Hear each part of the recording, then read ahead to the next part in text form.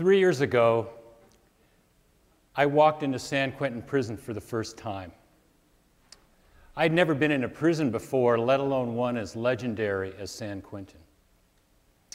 After I arrived, I was checked in through a series of gates until I arrived at the courtyard in prison. On my left was the Adjustment Center, which houses death row inmates and some of the most notorious criminals in California. On my right, the Catholic Chapel, which is surrounded by a very meticulously cared for garden. I was, as they say at San Quentin, at the gate between heaven and hell. As the sun was setting, I was led down a paved road past the guard towers into the lower yard, where hundreds of men dressed in blue were exercising, playing chess, or just milling around. I was led into a small classroom where I was invited to present to a group of inmates about business and entrepreneurship. As the men began to walk in the room, I was questioning my decision to come to San Quentin. This wasn't the normal group that I was accustomed to. But as I began to speak, I noticed that they were fixated on every word. There was no distraction. They weren't checking their cell phones because they're not allowed in prison. After my talk, hands went in the air and I was asked a wide variety of questions. And I was struck by their passion, their curiosity, and their preparation. My 30-minute talk turned into 2 hours, and when I left the presentation, I was excited to tell Beverly about what happened, and I thought to myself, we work with young entrepreneurs every day. Why not here? So my first reaction was, there is no effing way I'm going to spend my free time helping prisoners. There's so much more I could do. But when Chris came home that night, he was so energized, and he had that look in his eyes, the one he gets when he has extreme focus and intention. He asked me not to make any judgments about something I knew very little about. So I agreed to do research first to find out more about incarceration, and I also agreed to go to San Quentin to meet the men. What I found out about the issues facing incarceration and prisons today in California was astonishing. For example, in California, we spend more for prisons than higher education. It costs an average of $45,000 per year to keep someone in prison. The rate of recidivism exceeds 60%.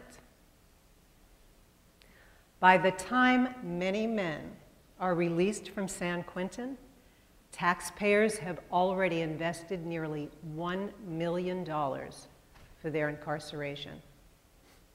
And without rehabilitation, many of them will return. That's a bad investment. If we could reduce recidivism by just 5%, we could save billions of dollars in the next 10 years alone. But again, without rehabilitation, these problems will persist. So that was my research. Wow, very powerful. Next step, which I agreed to, was to go into San Quentin to meet the men. And that, for me, was the turning point. I got it. I shared Chris's vision of why he wants to educate these men, to help them succeed in society when they are free. These are not bad people. They're people who made bad decisions once in their life, some maybe more. But they want to right their wrong. They want to give back to their communities, and they want to make their families proud. There was hope in their eyes. So I was on board, and we started our journey to help educate these men to turn their dreams into reality. So Beverly and I considered how we could affect change leveraging what we do every day in the free world. We run an accelerator called Kick Labs in Silicon Valley, and we work with young entrepreneurs every day, helping them grow their business to achieve their goals. But we determined there were 3 primary objectives we needed to accomplish to see that this was successful. First, will this curriculum resonate in prison with the men? Are these concepts and applications that they'll be able to absorb without directly experiencing them? Second, will we get the community and the business community to participate? Will we get them to come in and help us teach these men about business and entrepreneurship? And most importantly, after they graduate and after they're released, can we get businesses to hire the graduates of the last mile? And it's very gratifying for me to tell you today that we've accomplished all of these initial goals to the point where we have the necessary data to understand how and where we can expand this program. We teach them how the digital world has evolved over the last 10 years, realizing that not a single man has ever been on the internet or used a smartphone. They read books by digital media and business experts. They interact with guest speakers and mentors from relevant technology companies. And they are active contributors to social media. They tweet, they blog, and even answer questions on Quora. But since there is no internet access, their content must be handwritten or typed, and then uploaded by our volunteers outside the prison walls. For their final project, each man must conceive a business idea and create a plan that includes a technology component and a social cause. In fact, they learn to build their business plans using the same business model canvas that is taught at the University of Michigan. For their final project, they must distill their plan into a 5-minute pitch, which is presented to a live audience of invited guests and fellow inmates at their own demo day. We've already held 2 demo days for 2 graduating classes of the Last Mile program.